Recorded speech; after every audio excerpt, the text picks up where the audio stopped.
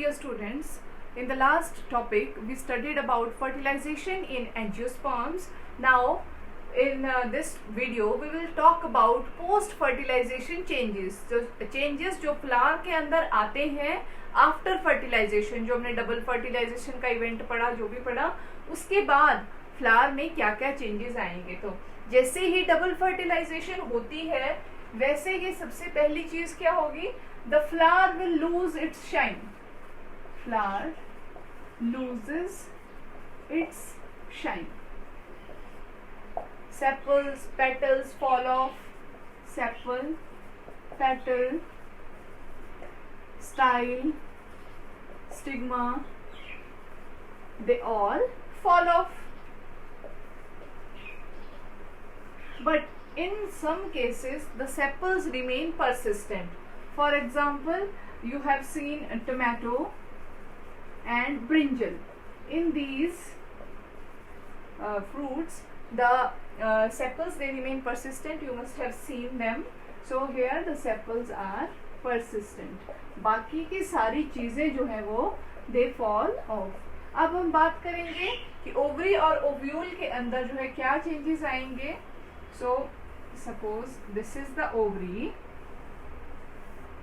this is the receptacle. So this is the ovary wall and here is the attachment of the ovule. These are the integuments.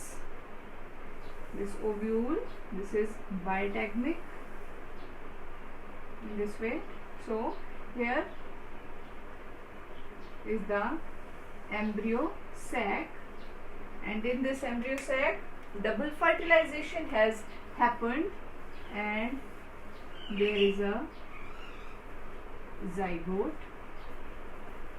And here you have seen there was formation of a pen, that is primary endosperm nucleus, which was formed as a result of the triple fusion. Triple fusion किस किस के बीच में हुआ था, दो male gamete बने थे, एक मेल गेमीट एग के साथ फ्यूज हुआ था और जाइगोट बना था, दूसरा male gamete polar nucleus nuclei के साथ फ्यूज हुआ था और वहां पे हमने ट्रिपल फ्यूजन उसको कहा था. तो पोलर न्यूक्लियाई कई बार अनफ्यूज्ड फॉर्म में होते हैं, टू पोलर न्यूक्लियाई होते हैं, कई बार पोलर न्यूक्लियाई दोनों जो है वो फ्यूज होकर के सेकेंडरी न्यूक्लियस बना लेते हैं. सेकेंडरी न्यूक्लियस, तो सेकेंडरी न्यूक्लियस के साथ जब सेकेंड मेल गैमीट जो है वो फ्यूज करता है तब भी प्राइमरी एंडोस्पर्म न्यूक्लियस का ही फॉर्मेशन होता है. इसके साथ भी मेल गैमीट फ्यूज कर सकता है, इसके साथ भी कर सकता है, दोनों केसेस में हम इसको ट्रिपल फ्यूजन कहेंगे. तो ये हुआ इसके साथ. फिर हमने देखा था एक सिनर्जिड जो है वो तभी डिजनरेट हो गया था जब पॉलन ट्यूब ने एंट्री की थी. अब ये दूसरा जो सिनर्जिड है इट इज ऑल्सो डिजनरेटिंग. तो पोस्ट फर्टिलाइजेशन चेंजेस जब आप पढ़ोगे या लिखोगे एग्जाम में तो ये पॉइंट्स आपने लिखने हैं. फिर आप क्या लिख सकते हो, the synergids they are now degenerating synergids. अब यहाँ पर इस पोल पे जो थे एंटीपोडल्स थे, these antipodes, these also are now degenerating antipodals. और क्या चेंज होगा post fertilization, this zygote, this will develop and embryo formation will take place. साथ ही ये जो पेन है it will फर्दर डिवाइड. मैंने कल भी बताया था जाइगोट बनने के बाद पहले एंडोस्पर्म बनेगा, फिर एम्ब्रियो फॉर्मेशन की प्रोसेस जो वो स्टार्ट होगी. तो primary endosperm nucleus it will give rise to endosperm. So ये थे मेन इवेंट, जाइगोट से एम्ब्रियो फॉर्मेशन और पेन से एंडोस्पर्म की फॉर्मेशन. अब ये बात करते हैं, ये जो हमारे पास बाहर जो स्ट्रक्चर है this is ovary. This ovary will change into fruit. So this is one more post fertilization change. This ovule you are seeing, this ovule here will change into seed. and these integuments which you are seeing, the outer integument and the inner integument, these are the integuments. These integuments, they will give rise to seed coat. Seed coat. So ये तो थी बात जो parts की, और साथ ही हमको याद होना चाहिए जो फीमेल गेमेटोफाइट हमने पढ़ा था, वहां पर हमने पढ़ा था न्यूसेलर टिश्यू के बारे में. अभी क्या है, जो एम्ब्रियो सैक है, जो फीमेल गेमेटोफाइट है, वो डेवलप हो चुका है पूरी तरह, फर्टिलाइजेशन भी हो गई. इसमें क्या है, हमारे पास जो न्यूसेलस है वो यूज अप होता जा रहा है. तो थोड़ा सा जो रिमेनिंग न्यूसेलस यहाँ पर मैंने आपको ड्रॉ किया है. तो ये जो न्यूसेलस है, ये कुछ प्लांट्स में जो है, कुछ सीड्स के केस में ये पूरी तरह डिजेनरेट हो जाता है, यूज अप हो जाता है. आई विल से डिजेनरेट नहीं, यूज अप हो जाता है. But there are certain seeds in case of which this nucellus this remains persistent. तो ऐसे सीड्स जिनमें की न्यूसेलस जो है वो रिमेन्स परसिस्टेंट, उन सीड्स को हम बोलते हैं पेरिस्पर्मिक सीड्स. Perispermic seed. सो पेरिस्पर्मिक सीड्स का एग्जाम्पल हमारे पास है बीट रूट.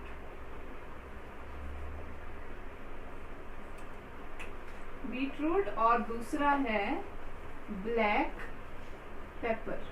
तो इस तरह के ये जो क्वेश्चंस हैं ये इम्पोर्टेंट है नीट पॉइंट ऑफ व्यू से. इस तरह के एग्जांपल और क्वेश्चन जो आपको आ सकते हैं. तो पेरिस्पर्मिक सीड्स क्या होते हैं, ऐसे सीड जिनमें न्यूसेलस रिमेन्स परसिस्टेंट. क्योंकि अदरवाइज क्या होगा, यहाँ पर जो एम्ब्रियो की नरिशमेंट के लिए क्या बनने वाला है, एंडोस्पर्म बनने वाला है. तो न्यूसेलस जो है वो स्टार्टिंग में टिश्यू एक था यहाँ पर, सेलुलर टिश्यू. तो अब जो है वो मैक्सिमम जो सीड्स होते हैं उनमें क्या होता है, वो डीजेनरेट हो जाता है. तो अब हम ये हमारे पास थे. अगर 2 मार्क्स का क्वेश्चन आता है तो आप उसमें जस्ट इस तरह से पॉइंट्स बना करके, डायग्राम बना करके शो कर सकते हो. लेकिन अगर डिटेल में पूछा जाता है तो देन हम चेंजेस को 1 बाय 1 करेंगे. सबसे पहले जो पोस्ट फर्टिलाइजेशन चेंज हम करने वाले हैं, that is development of endosperm. कितने टाइप का एंडोस्पर्म होता है, कैसे वो डेवलप होता है. So first change that we are going to do in post fertilization changes is endosperm formation. ये अलग से भी क्वेश्चन आ सकता है. तो एंडोस्पर्म, जैसे कि हमने बात की, it has formed as a result of triple fusion. Triple fusion किसके बीच में, बिटवीन पोलर न्यूक्लियाई और secondary nucleus plus male gamete. So हम सभी जानते हैं अब कि पेन जो बना था इनके फ्यूजन से, दैट वाज ट्रिप्लॉइड. तो इसको हमने क्या बोला, ट्रिपल फ्यूजन. और एक नाम और इसको देते हैं, इसको हम वेजिटेटिव फर्टिलाइजेशन भी बोलते हैं. तो जो दूसरी वाली होती है मेल गैमीट की जाइगोट के साथ, उसको जनरेटिव फर्टिलाइजेशन बोलते हैं, इसको वेजिटेटिव. क्योंकि यहाँ से सिर्फ न्यूट्रिशन का टिश्यू बनेगा. तो एंडोस्पर्म क्या है, basically it is a nutritive tissue, जिसमें क्या होता है, reserve food material for the nourishment and development of embryo. Reserve food material. तो इसके जो टाइप्स हैं एंडोस्पर्म फॉर्मेशन के, there are 3 types. First is free nuclear endosperm. दूसरा जो टाइप है दैट इज सेलुलर एंडोस्पर्म. और थर्ड जो टाइप है दैट इज हेलोबियल एंडोस्पर्म. तो these are the 3 main types. तो सबसे पहले हम बात करेंगे फ्री न्यूक्लियर एंडोस्पर्म की. तो फर्स्ट हम जो डिस्कस करेंगे that is free nuclear endosperm. तो सबसे पहले starting with primary endosperm nucleus. तो यहाँ नाम से पता लग रहा है फ्री न्यूक्लियर एंडोस्पर्म। तो यहाँ पर क्या होगा, न्यूक्लियस के जो डिविजन्स होंगे, यहाँ पर थोड़ा सा जो है ये सेल एनलार्ज हो गया, न्यूक्लियस के डिवीजन होंगे, karyokinesis will occur, karyokinesis will occur, but cytokinesis do not occur, cytokinesis not occur. तो अभी सिर्फ न्यूक्लियस के डिवीजन होंगे, प्राइमरी एंडोस्पर्म न्यूक्लियस के, और डिवीजन जो यहाँ पर होंगे वो होंगे माइटोटिक डिवीजन, जिस वजह से इसकी जो प्लॉइडी है वो ट्रिप्लॉइड ही रहेगा जितने भी न्यूक्लियस यहाँ पर बनेंगे। तो इस तरह से सारे जो हमारे पास न्यूक्लियस हम देख रहे हैं, इस तरह से यहाँ पर एक क्लस्टर बन गया है। तो यहाँ पर आपको मैं दिखा देती हूँ। For example this is zygote. तो जाइगोट हमारा कहाँ पर है, it is at the micropylar and. तो अदरवाइज ओव्यूल इन्वर्टेड होता है, मैंने यहाँ पे अपराइट बनाया है जस्ट फॉर क्लैरिटी। तो ये हमारे पास है chalazal end. So what is this, micropylar and, and this is the chalazal and. तो इस तरह से न्यूक्लियस जो है वो डिवाइड हो रहे हैं, कैरियोकाइनेसिस हो रहा है। धीरे धीरे क्या होता है, ये जो हमारे पास स्ट्रक्चर है थोड़ा एनलार्ज हो गया, सेंटर में जो है एक वैक्यूल अपीयर हो जाता है, जिसकी वजह से ये जो सेंटर में क्लस्टर हुए थे न्यूक्लियाई, ये सारे जो है वो पेरिफेरल पार्ट्स में चले जाते हैं इस तरह से।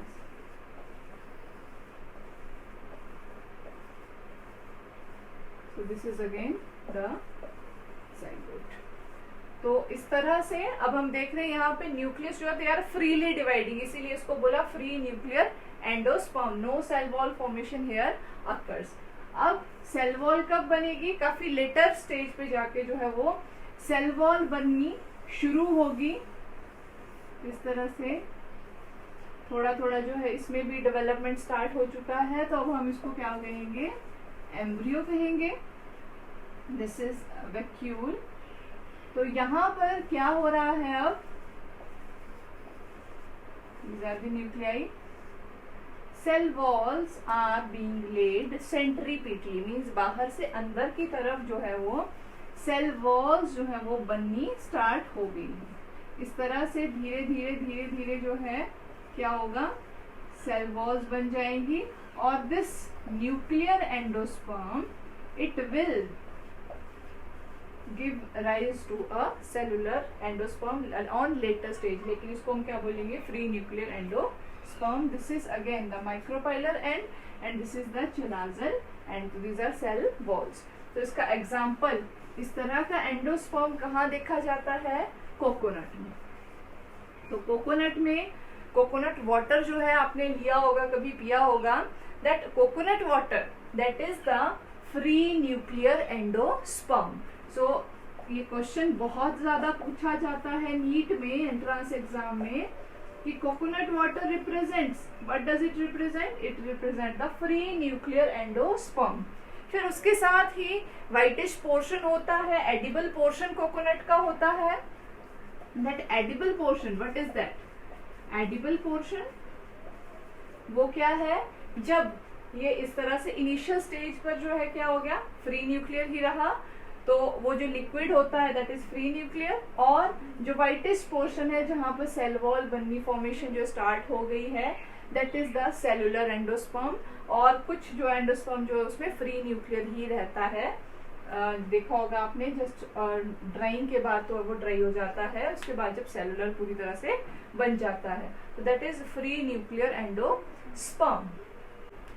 So in cellular endosperm, as the name is indicating, this is the primary endosperm nucleus।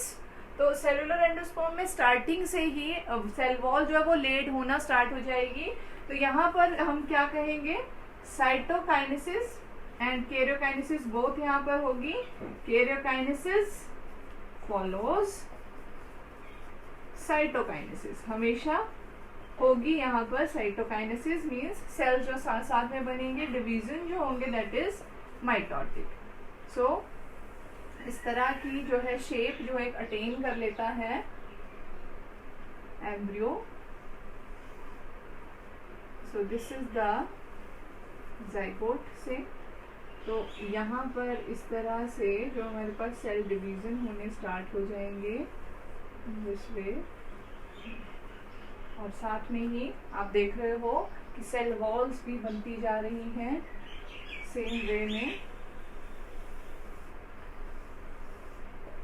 तो यहाँ पर भी कुछ डेवलपमेंट जो वो स्टार्ट हो गया है, तो इसको हम एम्ब्रियो कहेंगे। अब यहाँ पर ट्रांसवर्स और लॉन्गिट्यूडिनल वॉल्स जो है वो लेड होती रहेंगी, और इस तरह से जो है डेवलपमेंट जब एंडोस्पर्म की होती है, this is the micropylar and this is the chalazal and. इस तरह से जब डेवलपमेंट होगी उसको हम बोलेंगे सेलुलर एंडोस्पर्म। एग्जाम्पल जिन प्लांट्स में ये होता है, पिटूनिया, धतूरा and balsam. So this is the cellular endosperm. Third type is halobial endosperm. This halobial endosperm, it is formed in case of, generally in case of monocots. So this is somewhere between free nuclear and cellular endosperm. So again, starting from the primary endosperm nucleus. So this cell, this elongates, and now here karyokinesis occurs and a larger cell and a smaller cell is formed. So this is the zygote here. So जैसे ही यहाँ पर nucleus divide होता है तो एक nucleus जो है वो यहीं पे रहता है, दूसरा माइग्रेट करता है टुवर्ड्स चलाजल एंड। तो इस तरह से चलाजल एंड पर जो न्यूक्लियस डिवाइड मूव किया, एक वॉल बन गई और एक बड़ा माइक्रोपाइलर सेल बन गया और एक छोटा चलाजल सेल बन गया। माइक्रोपाइलर सेल और छोटा वाला जो बना दैट इज चलाजल सेल। तो इस तरह से फॉर्मेशन हुई, ये जाइगोट था। तो अब ये चलाजल सेल जो है वो बहुत कम डिवाइड करता है या डिवाइड ही नहीं करता है। This will function as haustorium. Haustorium is a structure meant for absorbing nutrition. अब ये जो माइक्रोपाइलर सेल है इसमें क्या होगा, इसमें होंगे free nuclear divisions. So this is the chalazal cell, और यहाँ पर शुरू हो गए फ्री न्यूक्लियर डिवीजन। सेम उसी तरह से जैसे फर्स्ट में हमने पढ़े थे उस तरह से ही यहाँ पर फ्री न्यूक्लियर डिवीजन शुरू हो गए। वैक्यूल बना वो पेरिफेरी पे चले गए, और यहाँ पर जो है जाइगोट जो है वो it develops into embryo. This is the micropylar and and this is the chalazal and. तो हमने देखा कि इसमें सेल फॉर्मेशन भी हुई, फ्री न्यूक्लियर डिवीजन भी हुआ। तो इस तरह का जो एंडोस्पर्म होता है it is intermediate between cellular and free nuclear, और इस तरह की जो डेवलपमेंट होती है उसको हम बोलते हैं हेलोबियल एंडोस्पर्म। तो इस तरह से हेलोबियल एंडोस्पर्म था। अब क्या होता है, एम्ब्रियो जो है वो डेवलप होगा, उसकी ग्रोथ होगी, तो उस तरह से क्या होगा, एंडोस्पर्म से वो न्यूट्रिशन लेता जाएगा। अब एंडोस्पर्म जो है कई बार endosperm it gets completely used up. Maximum cases में endosperm is completely used up in the formation and development of embryo, completely used up. तो कुछ सीड्स में endosperm is completely used up, उनको हम बोलते हैं non endospermic seeds, endospermic seed, और there are certain seeds in which this endosperm is not completely used up, वैसे seeds को हम बोलेंगे endospermic seed। इनके एग्जाम्पल, इनके बारे में ज़्यादा डिटेल में हम आगे पढ़ेंगे जब सीड चेंजेस के बात करेंगे। This was all about the endosperm formation.